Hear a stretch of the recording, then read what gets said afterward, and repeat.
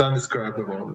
As you said, it's to wait times and times again to this list people that should be released from this prison. This is not a prison, from the captivity of Hamas, but from this all underground. And daily we're waiting for the list. And unfortunately, Kfir and Ariel, those two amazing little babies, are the last children that been left behind in Gaza that Hamas didn't release.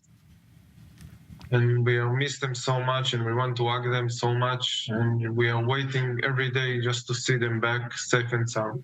Yeah, and this perhaps it's important to remind ourselves, because it feels so long ago, but it was just last week, this mechanism of lists and hostages being released day in, day out, and you were waiting every day to see the names of your family on those lists, and it did not happen.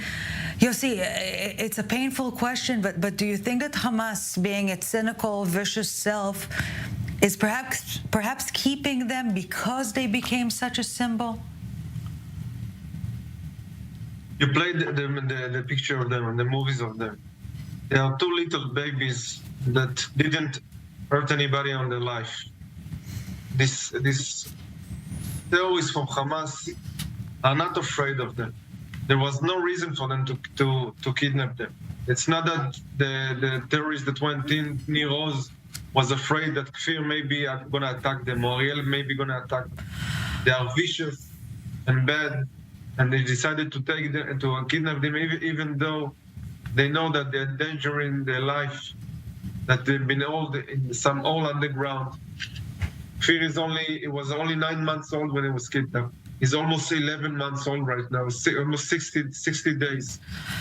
We don't want him to celebrate his first birthday underground in Sam O.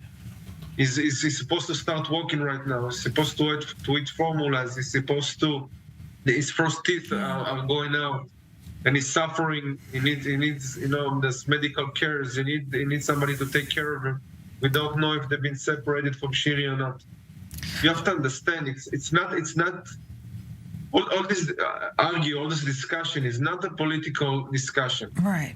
Those are babies. Those are innocent babies that have been held by those Satan of terrorists, and they're not a bargain. They're not like a peon in some kind of a game. They're not a playing card.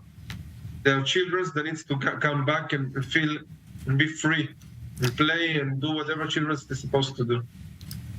Well, Yossi, you've mentioned the Red Cross, and you have been in touch with many international organizations and entities and figures in those past 8 weeks.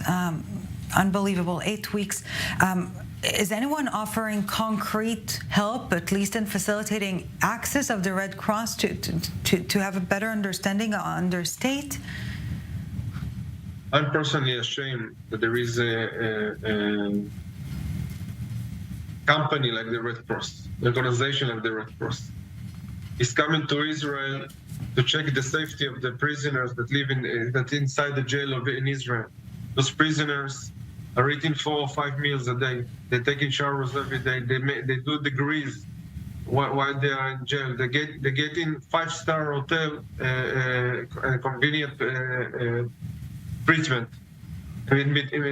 Between that, our children didn't see the daylight for the last almost 60 days. They eat. The kidnapped people that came back to Israel say that they sometimes eat just one piece of bread a day. They didn't take a shower. They came with skin diseases and very hard health problems. Yeah. So think about the still little kids, how they're supposed to survive in these conditions. And the Red Cross doesn't care. He just doesn't care. He's acting like an anti-Semitic organization that doesn't care about our people.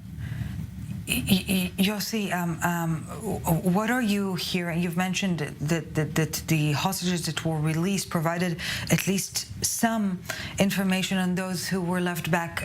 Have you learned anything from them? Are you hearing anything from the IDF, from the Israeli leadership? We don't know anything about our family. We just know that they've been held in a very bad conditions. We know that some of them went through hell, and we can only imagine how Shiri and the Kfir and Ariel are feeling right now. Yeah. As you spoke before, we've got a movie from Yarden last week. A very, very hard movie to watch. With the psychological game that they played with him and with us. Right. And they're doing whatever they can to hurt us, even though they are far away from us. They're still making sure that people in Israel will suffer. And they're using babies in this game. They're just using innocent babies in this game. And it's the time I told you in the last interview. Yeah. It's the time for the world to wake up and understand who we're dealing with, and understand who is all these terror organizations, and understand. Again, I'm telling you something that I know that you don't want to hear, but you are next. Those people are inside of your countries, inside of your villages, and in the cities, and it's just a matter of time until what happened to us on the 7th of October will happen to you. So it's really the time for you to wake up and stop judging and blaming Israel for the things that are happening right now in Gaza. And you need to know that there is no country in the world that will agree to the thing that happened to us. And if there was any other country that's been hurt like we did, wasn't exist right now. So you need to appreciate Israel for being so humanitarian, so taking care of the citizens of Gaza that try not to hurt them. And yeah, I can't even imagine what we are feeling right now. I'm so heartbreaking for my family.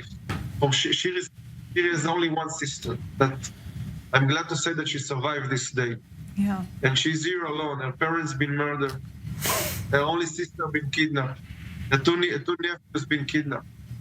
Her brother-in-law been kidnapped. It's 3 generations of her family that disappeared from her life. 3 generations.